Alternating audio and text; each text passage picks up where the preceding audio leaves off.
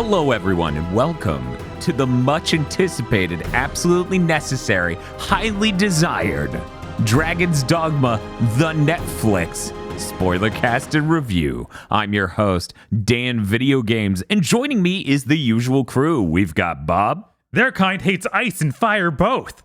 From GigaBoots, we've got KZ from KZExcellent.com. This is a tragedy. And we've got Mr. Feel from Mr. Feel's Wild Ride. Wolves hunt in packs, Arisen. That's right. We've got a bunch of Dragon's Dogma Arisens in here watching this amazing animation. This is such a good episode and a much needed review. But Feel, just shill our podcast Patreon for no particular reason. Well, if you'd like to give us money for nothing that has anything to do with this podcast you're listening to right now, you can go to our Patreon at patreon.com/gbpodcast. For as little as $5 a month, you get access to many benefits, such as early access to Chugging, Bleach, and Mondo Cool, our 2 anime review podcasts, extended armchair dev pitches and gamer premonitions, wherein you get to hear the things we didn't get to say because the format of those shows is cruel, and a Patreon exclusive show once a month, where you get to vote on what good or bad thing we watch and then discuss. That's patreon.com/gbpodcast. Or you can tell your friends, and lacking friends, make friends and then tell them. And if they don't listen, get new friends. So we're here to talk about Dragon's Dogma, the TV series made for Netflix, 7 episodes long. Weighted average review score of 5.88 out of 10. That's high. It is. It's very, very generous. Bob is our resident Dragon's Dogma fanatic. Hey, Bob. Hey. He will let us know whether things are on brand or off brand. Each episode is named after a 7 deadly sin. Bob? Boo! Is that... No. okay. This seems to be written by someone who played the first 20 minutes of the game and then thought that Dogma had something to do with the Christian religion, so he should just make it about that, which literally nothing. Nothing. It's Dogma. bizarre. It's bizarre because I know the ending, even though I've never beaten it. Yeah. No, It's bizarre how they did the opening almost 1-1 with the game, and then it's like all that interesting stuff at the ending. No, we're not doing any of that. This is Netflix. Yeah, we're not doing anything at the end. We can we're not trick doing anything. Anything at any point. Like that first episode is there to trick you for sure. The thing that really impresses me is how like Dragon's Dogma does have like characters and places and a story. Not in this. What are you talking about? I saw many characters and many stories. None of which have anything to do with Dragon's Dogma. Okay, I'm real quick going to cover just broadly how this goes. Audience, you need to understand I'm not even being cynical when I say this, okay? So, each of the 7 episodes is named after a deadly sin. Each of the 7 episodes goes into a story that they allege has to do with the deadly sin. Some of them are wrong. Some of them are just incorrectly placed. You hate me a bunch? You wish I paid for what I did to you? That's pride. And other ones which are a real stretch where it's like that person was possessed. That's greed. And it's like, no, that's possession. A third of these are some magic happened and that forced you into this one. Exactly. Yeah. This succubus is pretending to be your long lost love. It's probably lust. This is probably lust. I love that one because it's 18 minutes long. Oh, yeah. No, that was the best part of the show. The best part of the show is that they did not make every episode conform to a specific time length. So we would hit an episode that's like 30 minutes and go, please, I want to die. And then hit one that's 18 and go, oh, thank you. Thank you so much. The opening shows our main character. It establishes a little kid that hangs out with him and his pregnant wife. We establish his city of Cassardian? Is that right, Bob? Cassardian? I think it's Casaris. Cassardis. Okay. I think is what it is. Anyways, so we introduce all that, the dynamic with the local knights, et cetera, a little bit of backstory for the main character, and then a dragon shows up and kills everyone, including the 2 introduced characters and the entire village. Yeah, it's weird. This first episode, there was a lot of like character building and stuff that felt like it could go somewhere, and they just dropped all of it. I mean, I kind of like that because the whole point is that it's supposed like that. That's the opening of the game. Except for they don't kill everyone. Yeah, but like I really liked like how the kid is just like, I'll go check, and just is instantly killed. Oh yeah, no. We The thought of second you. we saw that, I was like, I'm surprised Phil seemingly didn't love this. I heard him tweeting talking about how this was bad. Like, come on. And then we saw the dragon do that. I'm like, this must fall off a cliff because that and gets boy, it yeah, points yeah. from everyone watching this. I'm positive. I was so excited watching that kid get chewed. I think that's a good way to open this thing, but then like it immediately falls off a cliff. Oh yeah, 100%. So the first episode, pretty good because it's developing these characters, and then everyone dies, and then the dragon's like, "Oh, you really hate me, huh? You tried to kill me, but you're just a stupid human. But you really do want to kill me, huh? You're not afraid of me? Okay, I'm gonna poke your chest and turn you into the Arisen." So his heart flies out of his chest. Ethan's is the name of our main character, Ethan, just like Resident Evil 7. And the dragon eats the heart. He looks like Ginger Kenshiro. He looks like Adol crossed with Kenshiro. Yes, he does, and crossed with Wall Smoth. But you know where they make Will Smith's eyes and face small. Can you not do that? Jesus.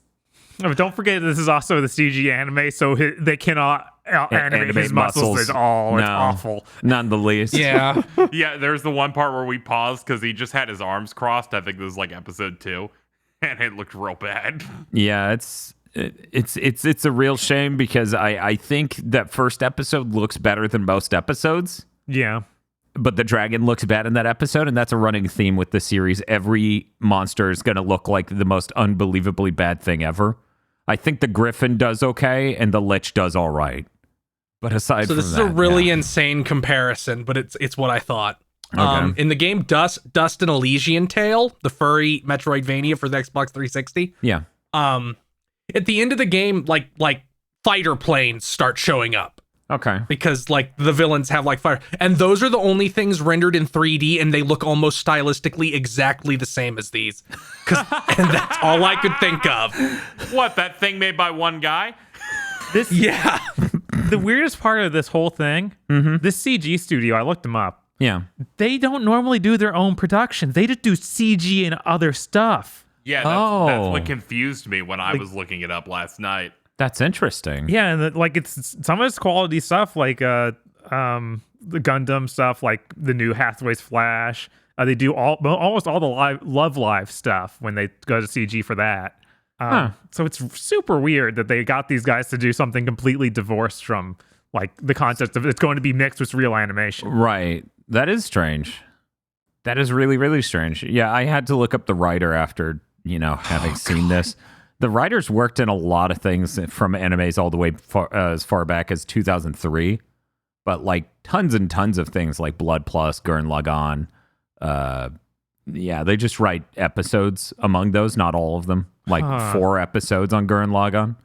How many was it? 8 episodes of Blood Plus. It's never the whole series. It's just a few episodes they work on the script or screenplay or scenario. Yeah. And this they did all of it. They did the screenplay for the entire series. God, that's like a specific percentage too, because Blood Plus is double the length of Gurren Lagann, so it makes sense that it's like 4 and 8. It's like these studios just go, well, this is going to be the Tsunayama arc. We need to fill this out a little bit. Call you in like a striker with an infinite juggle. They're airborne. Do it. Do it. Man, but yeah, it's oh boy. So as I said before, 7 Deadly Sins. Each episode leans into that and does the hugest stretch in the world to get there. I think the weirdest one at the end of it all is the Gluttony episode, which is episode 2. It's called Gluttony because did they call him king or mayor? I think he's mayor. So the mayor and his servants are eating a shitload of food on this table, and that's the gluttony. But also, there's a cyclops that literally eats people, so that's the gluttony. Yeah, but when he gets fucked over and then everyone storms the castle, they eat a bunch, so that's gluttony. I was dying. I thought this show might be good when that scene happened because it was so. I wouldn't have lost it so hard if they hadn't included the scene of the pawn. Who I forget the name of. Hannah, yeah. I think is her name. Yeah. like looking at a book that everyone ignored as they loot the castle. Well, there were pieces missing from the book, so I made the joke of they even ate the pages. That's weird because like that's the exact moment I lost all hope for the series. Yeah. See, I lost like genuine hope. I was like, is each of these episodes going to be Ethan the Chad defeats the monster, but it's pointlessly miserable for no reason afterwards? Yeah. And mostly yes. Mostly that is how this show goes. Absolutely. But just like the dumb boomerism of like those starving people are focused on food when they should be focused on things more important, as it shows like a discarded book was erasing me. Where do you eat at? The library. Like that It's scene like- happened, and I said out loud, the last 2 minutes have been a 0. Yeah, that's why in the middle of that, I told the anecdote of when we did the GigaBoots episode on 7 Deadly Sins, and I was like, nah, this show's pretty good. It's like 2-dimensional, sure, and really tropey, but it's kind of like tongue-in-cheek about it. And then the moment we recorded that review, I went and watched one more episode, and then it tried really hard to be serious, and I was like, oh no.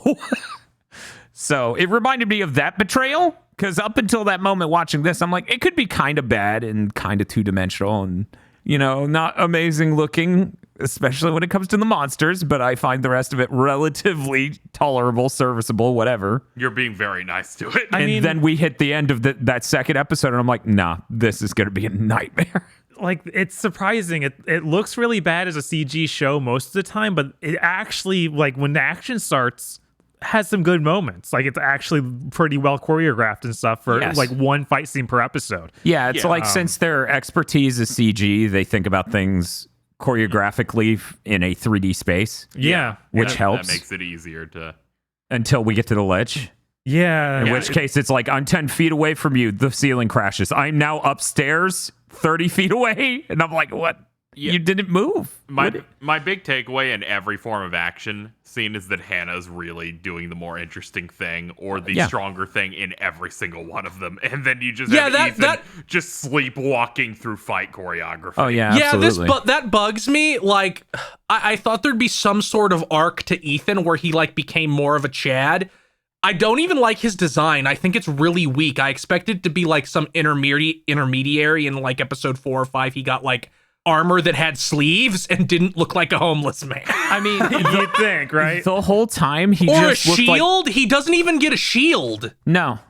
He just looks like Adolf Christen crossed with the guy from Berserk, Guts. So I'm just like, are we gonna... No, okay. I'm pretty sure this is the default when you turn on Dragon's Dogma. Oh my god. Like, it's probably something one like... thing. Like, they made it more ripped, but that's it. It's like, God. And since they can't animate muscles, it really does just look like the dude's wearing muscle sleeves. Yeah, it's horrible. Yeah, it's like those shirts that are just like have an 8-pack on them. Yeah, but for his arm, I have to defeat the dragon, so I bought anchor arms. Exactly. I was with you though, where I'm like, he looks like Adolf crossed with Final Fantasy 16 man. Yeah, it's really unfortunate because from that moment forward, the end of episode 2 forward, it only gets worse and worse and It really worse. does. It gets a bigger stretch to have everything end miserably in every episode. It's kind of impressive. Episode 3 is a giant cuck arc. That's it. That's the... I loved I laughed so hard at parts of episode 3. I like that because damn when is this what Phil's talking about cuck arcs? It's like, I'm trying to figure out the timeline of when Phil watched this till when a tweet came out. I'm like, now, did he see this before he brought up cuck arcs again? Because this is definitely one of those. This is absolutely this isn't a stretch at all, because sometimes it's a stretch. No, the whole point of this episode is that, on entry, it was... Yeah. Upon entry, it was a giant rack of tits, but past that I was point, really worried they were gonna go full like Goblin Slayer and be like, yeah, there's goblin rape in this show, and it's like, that's really weird for Dragon's Dogma. What are you doing? It's okay. There's only Goblin second base in this show. I like it because that woman's tits grow in between cuts. Yeah, because they cut and we're like, that's weird. Like, I didn't say anything out loud. I'm like, that's weird. Her boobs look larger from this angle. And then you realize, oh, it's because her blouse is going to come off again. Are you fucking serious? Her comforting her husband after he completely failed to do anything with the goblins might be the most condescending I've ever heard a character. It's like, well, you tried your best for me, my little cuck. I'm gonna go thirst over this big ginger man now. Yep. I was so sad because my worst fears were realized. We go through that first episode, and every couple of minutes you're like, this is so much better than the other two Capcom things we watch. And I'm like, no, it's going to happen. This is so long that it's going to keep getting worse and worse. And it's going to be the worst one for me because it'll be death of 1,000 cuts. And around that third episode, I'm like, it's happening.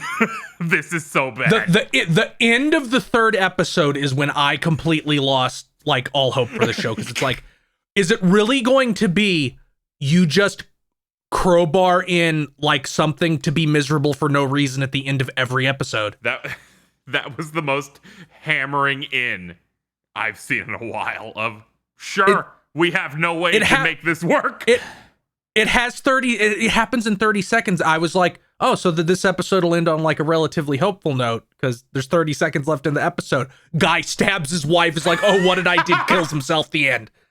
Yep. Yeah, it kills himself poorly. Yeah. Episode 4, though, that's the one that really lost me. Oh, Sloth? The one where it's like, why is this reefer madness? Oh, yeah. I literally went, but hey, Bob, are you glad? Because Bob started talking, I think you were talking about the Hydra and how the Hydra has a story. Actually has story, unlike most of these monsters, because each episode also is about a monster.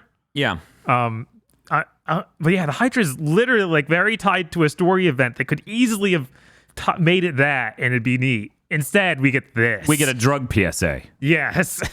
It was weird. It was just weird seeing them go. It's like he ruined his life because he did drugs. Excuse me? Because he did weed. Oh, no. It's also very strange that this one does... The reason I feel like this one is very explicitly a Reefer Madness thing is because it's the one that doesn't have the pointless misery ending. I don't know. The fact that the girl gets eaten and it's like, oh, they saved her. Oh, but she can't see now because I don't know. Yeah, inside of the Hydra, she went blind. Who knows why? Because there can't be just, all right, they're fine now. There has to be, oh, someone's fucked over for life. And then our main characters have to condescend from a moral high ground of being like, oh, but they only are taking the path of the least resistance. And it's like, Hannah, shut the fuck up. Fuck Hannah. I really don't like this character. First of all, she's like a blonde woman, so she has trad wife energy, especially in the Reefer Madness episode. Oh, that's harsh. Jesus. God, man. I wish Phil was here so when we watch these things, because I feel like that would help a lot. She's the worst version of a motionless character who works entirely on rationality. I mean, yes, and who doesn't understand people because she's not consistent.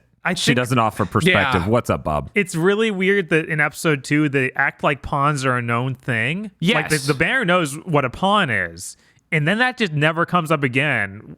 And well, because they know what they are in the game. Yeah, it's no, exactly. The game has this huge lore about pawns are this weird thing. They're just a town full, or they're in town and hanging out. In this, it doesn't feel that way. Yeah, no. It's like how Simon and Balthazar, who are not characters from Dragon's Dogma, by the way, they just made them up. Yeah, of course. Who are like, oh, you're an Arisen? Wow, I will stop talking now. Yeah, there's literally no characters from Dragon's Dogma in this. None. The fact that people know what Arisen are, even. Yeah. It's like, that doesn't make any sense with the ending to this you wrote. No. At least the game has a bunch more stuff at the end. So then the next episode's Greed, and there's a lich, and it likes its gold. And our heroes, even though they took a shortcut through the mountain in the last episode, they were outpaced drastically by the two fuckers, Simon and Garfunkel from episode 3. Fucking Balthazar. Yes, Balthazar from episode 3. So the shortcut through the mountain didn't help anything, I guess. Mm-hmm. Yeah, because they were supposed to take that shortcut and be basically at the dragon. You said some bullshit, Dan, where you're like, look, they're back. See, that means that episode mattered. No, I think what I said was I realized the moment they came back, they were going to do a tragic ending that kills them. Yeah, and this one might be just as bad. And then we find out, oh.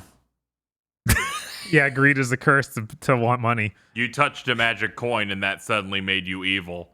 Like, it would be more interesting if the coin wasn't magic. At least it would be something. Right? That'd be anything. Yeah. But it's like we have 30 seconds left in this episode. We have to move. Hannah has to say, don't worry, the spell was broken. I was nowhere near when that happened, but I know it was broken. Yeah, she was outside, nowhere near on the same like vertical height as the event she's talking about. She's like, don't worry, the spell was broken and he will certainly go to heaven. The ceiling caves in, and that suddenly like creates a confusing like perspective where you're like, what the fuck's happening? Where are they?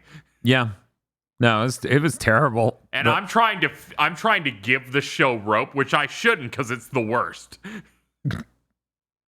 Where it's like, I don't know, it caved in, but why are they up? Yeah, that's great. Then we go on to Lust. Lust is the 6th episode. It is 18 minutes long. It's 13 minutes. It's efficient, I guess. It's like half the length of the last one. Thereabout. Honestly, this episode only exists so that they could have Ethan strangle a woman. I was just going to say so they could put more tits in what they call ass on screen. Dude, that ass was nuts. It was a Hank Hill ass. We said it while watching it. Yeah, I know. It was real bad. Like, succubuses in Dragon's Dogma aren't like that. They're harpies, which is what she turns into. Yeah. So it's just like this whole episode is so he can rage kill a woman. Yeah, and then they can elegantly do their flashback to his backstory that we didn't show before that. That isn't even really interesting. I think it's weird that they made his wife, what they call her in this? Olivia. And they used to design from Dragon's Dogma, but it's not her name. Her name's Kina in Dragon's Dogma? It's really weird. They were like, well, this is our character. Right? Show me your homework. Apparently they also did that with like the Blonde Knight. That's also like a design from Dragon's Dogma that they just changed the name of and everything about them. Oh, but that guy wears a helmet, so I didn't even notice. In Dragon's Dogma, he wears the helmet. It's such fucking weird. It's so weird. But yeah, they do, in case you can tell from my tone dripping with sarcasm, a fucking terrible transition to talk about Ethan's backstory, which you spend most of the episode there, and then we flash back to the succubus pretending to be his wife, and he strangles her. And then she's dead. And then he's like, I'm not going to stay in this hotel. Let's leave.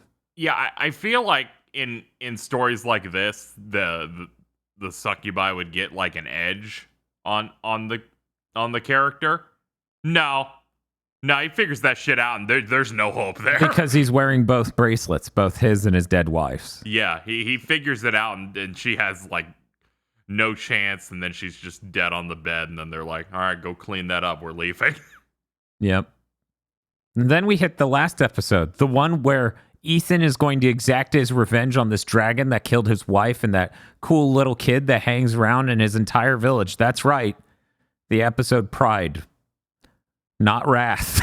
Yeah, they already used that one. They used that one. That was episode 1. They can't do it again. They spent fucking 8 minutes explaining to you why it's about pride, and I'm like, this is the worst thing Ethan I've ever sucks, seen. by the way. Fuck him. Why does Ethan suck? He does, but go ahead and... He's like, oh, I'm going to fight you, dragon. I'm going to run right at you. And like, oh, I didn't think you'd use your fire breath. I guess I'm fucked luckily the pawn tackled me out of the way. I should have bought a shield at some point, huh? He is so useless in this. Like every episode, he's so useless. In Dragon's Dogma, you can make your Arisen into literally Guts from Berserk. This dude sucks. Yeah. It's amazing that the pawn has so many cool abilities and things they do and interesting tactics, and at no point does Ethan not just run at a thing and hit it with his sword. Yeah, eventually he gets this devil trigger, which just is lame. Which I thought would be something, but it's nothing. Yep. It's him being overcome by pride. Yeah, it's pride. Uh-huh. Why didn't they just reverse the title of the first and last episode and change the word? It's a dragon. You can make the title of the episode Pride and be like, oh, it's a dragon, whatever. Yeah, he's got lots of pride. I don't know, man. But that last episode's about Ethan's wrath. God, that might be one of the worst like endings to a show I've ever seen. This is like a 3.5 hour version of the last short from Star Wars Visions. A little bit, yeah. How dare you? Yeah, it does feel that. Yeah, it's just like, I wrote Greek tragedy. Because like in the first episode even lays the groundwork that something like this will maybe happen, sort of, where the wife is like, don't get consumed by revenge. If you don't let yourself get consumed by revenge, everything will work out no matter what. And then they don't even flash back to that. It's just like, oh, he failed.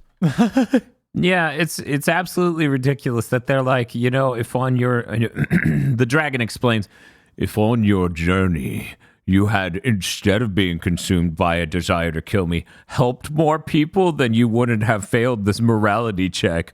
Ooh.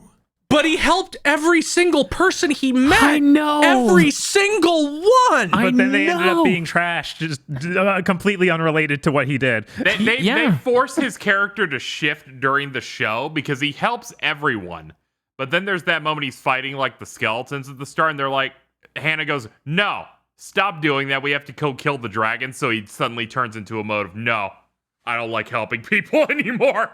See, I didn't even read it like that. I just read it like, we don't have to fight these skeletons. Like, they're not killing people. Let's just go. It's like, that's literally not on the way. And then suddenly afterward, when he gets approached to do something, he's like, I don't know. I don't think that's a good idea. I don't think I should do anything. Yeah, it kind of felt like in Far Cry 6 when someone said, you have a morality code. I'm like, I do? Could you tell me what that is? Because I haven't seen it yet. Pinga. Ooh, good Far Cry reference. But yeah, no, it's terrible. This arc they wrote for all these episodes is absolutely terrible. They didn't land the plane at all. It crashed into the ocean and disintegrated into all of its pieces. There's nothing of value here. Yeah, people should play the game. Oh yeah, I think the game's really great. I went and rewatched a lot of the cutscenes last night because like it was better than this. It did, yeah, no, that game goes insane and seems to just be a random compilation of D&D quests taped together and then an absolutely psychotic ending. That's good. That's important. I was hoping to try it at some point. I was hoping, the PS4 version was 60 frames per second, but apparently it's too CPU intense to hold that. So the PC version is though, right? Yeah, the PC version is 60. And you can also increase the field of view, which is great. Yeah. I think the funniest thing about Dragon's Dogma on the PS3 is that they did the Cinematic Academy aspect ratio. Yes. So that way they had less to render, so that way it would hopefully run well. That's some bold shit. Most video games don't try that. It's just them in the Order 1886, right? Also, Evil Within. Yeah, Evil Within. I was like, that's right. The Evil Within did that too. Which I think you can turn it off now. Which they eventually patched out. And then for beating the Evil Within 2, you unlock letterboxing. Yeah, I was about to ask, it wasn't that unlockable too? Because it's like, yeah, it's funny. Yeah, that is funny. It's like you unlocked letterboxing for a more cinematic experience. I haven't tried it yet, but that director's cut of Death Stranding actually lets you do the ultra widescreen on the PS5. Yes. Oh. It brought that over from the PC. Yes, Now, and it does make the game run better. Yep. So part of me is like, you know what? Sure. When I get some time for that, that may be how I play it, because it locks 60 apparently. Okay. Once you do while that. in the visual fidelity mode. Yep. So I don't know. I may do that. But back to this. Absolutely terrible. Nothing memorable. The intro was Netflix. It's weird. All three of these Capcom Netflix crossovers have the most boilerplate Netflix intro possible. Yeah. If I would give this some points, even if it was even worse. I would give it like 2 points if it had the song from the original release of Dragon's Dogma as the intro. Yeah, the wind is pushing you. If it had even like any of the songs from the regular release of Dragon's Dogma, all of those were better than what we get here. Yeah. Yeah, it's real rough. Oh, boy. That entire ending where it's like, oh, you're going to become a dragon now. Okay, bye. You should kill me. I'm becoming a dragon. No, I can't. I'll ruin everyone's lives instead. God. I'm tempted to say what happens in the game, but I won't. I won't spoil it for people. Because you want people to go play it. Because it's a good game. Yeah. Although you might not want to have to dig through 20 or who knows how many hours, honestly. It's very long. You know what? There's almost no story. I mean, it's also a game. It's also a game that's enjoyable to play. Yeah. You know what? I'm going to go ahead and make the bet, Bob. And I bet it is shorter than the latest Far Cry. I'm just going to make that bet right now. That may be one of the shortest Far Cries, but I bet somehow Dragon's Dogma even shorter. But who knows? I could look up the How Long to Beat and find out, but I'm not going to give out specifics. Find out what people lied. Sometimes things are within an hour or two. Other times, some motherfucker just put in the time on their file, on the file select, and I go, guys, that doesn't include cutscenes. You just cut 3 hours out of your playtime. Dragon's Dogma listed 35 hours main. Oh, okay. Extras, 57 and a half. Okay, so that's not the hugest game. It is small by most Ubisoft AAA open world standards. And that's including like the big expansion thing they did, I'm sure, the 55. Oh, okay. Oh, yeah, It's probably. Because you can't even buy a version of the game without that stuff anymore. Hey, Dan. Ah. This show's really fucking bad. Mm-hmm. Oh, yeah. Yeah, I feel like we've probably exhausted most things you can say about it, so I was going to start asking for scores. Oh, okay. We didn't even do the sound at the beginning. We just dove into it. It doesn't deserve a sound. Yeah, it really doesn't. I appreciated us going into shilling our Patreon, to be frank. Yeah, we need to get some sort of like bonus. So yeah, we're gonna give some numbers and summarize our feelings in 2 sentences because I feel like that's the most anyone could even express about it at this point. We'll start with Bob. Yeah, this show is really frustrating. It keeps giving me tiny glimmers of hope that they'll make it into something watchable, and then it becomes the worst thing ever by the end of the episode. So I'm gonna give it a 1. Okay. It's real bad. KZ? Yeah, I'm also going to give it a 1. I prefer, with me, I would rather you have no substance at all than try. And they sure tried in all the wrong ways. Where every single episode just found new ways to be like, aren't we smart? I'm like, no, you're the dumbest thing I've ever seen. Yeah. Feel? I could not make up a pretentious, stupid Netflix series that was dumber than this one. It'd be pretty funny, though. This is a hideously stupid show, and it really doesn't look that great. I'm still going to say by the end of the day, it's better than the other 2 Capcom things. I'm giving it a 2. It's okay. You're mentally ill. I'm torn. Like, I'm so torn. Like, because I would rather watch an hour of this than watch Legends of the Guild again. Right. That's my thing. But Infinite Darkness, that character is funny. Yes, I know. He's Chaos Man. Leon goes, I wish I had some cheese as 100 zombie rats are about to chase him. Ray Chase talking, terror becomes fear is something I'm going to forget this entire show in 20 minutes. Yes. That brings its total to 5 points, making it lower than impressive. I think that's lower than any of the others. Yes, that is the lowest of the 3 Capcom things. Good. 5 out of a lowest score possible of 4. Man, Agro's really missing out. I know. You know what? He would have bulked that up way too much, I feel like. I don't know. He seems like someone who'd give this shit a 5. He might give the. You know what? If I was to guess, his score would be somewhere around 3 or 4. That's what I'm guessing because it's still not a great looking show. You know, it's still fucking hideous and stupid and holy shit. At the end of the day, the clock ticks life way. It's so unreal. What are the other things? What were the collective scores of the other two Capcom Netflixes that we saw? What are the other scores for them? Yeah. Well, one of them has aggro, so that score is weird. But Infinite Darkness has a 6. So it's only 2 points up from the maximum bottom, right? The absolute minimum. Yeah. And then Monster Hunter Legends has 15. Ooh. I gave it a 1. Bob and Phil gave it a 3. You and Aggro gave it a 4. Oh, yeah. Yeah. Yeah, it still checks out. This would be better if it was just an hour long. If it only Lose nothing. All they have to do is cut out every fight scene and have nothing but proselytizing. Jesus. It's hard to think of many shows that just get better if you cut out the last 3 minutes of each episode. I know, but they were so polite. They did that, right? They made that for you. Yeah, they were like, here's your little treat. And I'm like, I'm leaving now. And they're like, please, no. How do you make a show that is 7 episodes and this formulaic? You only have 7. Yeah, I don't know. Why do you buy an IP and use nothing from it? Yeah, I don't know. They don't use any of the characters. They don't use any of the locations. I think they recognize too in the whole show. And then all we get are the monsters. That's basically it. That's what you paid for. And he climbs on the monster in every episode, which feels like they were going down like a marketing checklist for a game that's been out for a decade. Yes. I feel like I've seen this formula in other streaming shows where they're like, our season's 8 or 9 episodes. It will be Monster of the Week. Who gives a shit for like a middle chunk? And then at the end, they're like, oh, okay, we should probably do the ending of it. And in all of those, it's fine.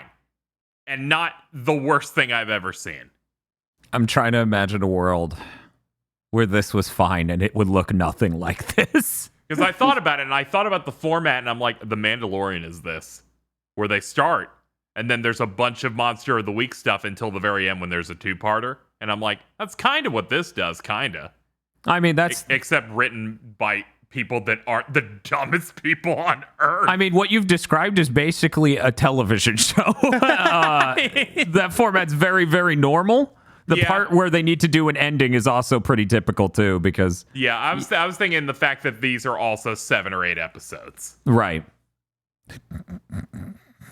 That new Resident Evil movie's gonna be better than this. Of course it is, and I can't wait to see it. It's gonna be fucking trash and better than this.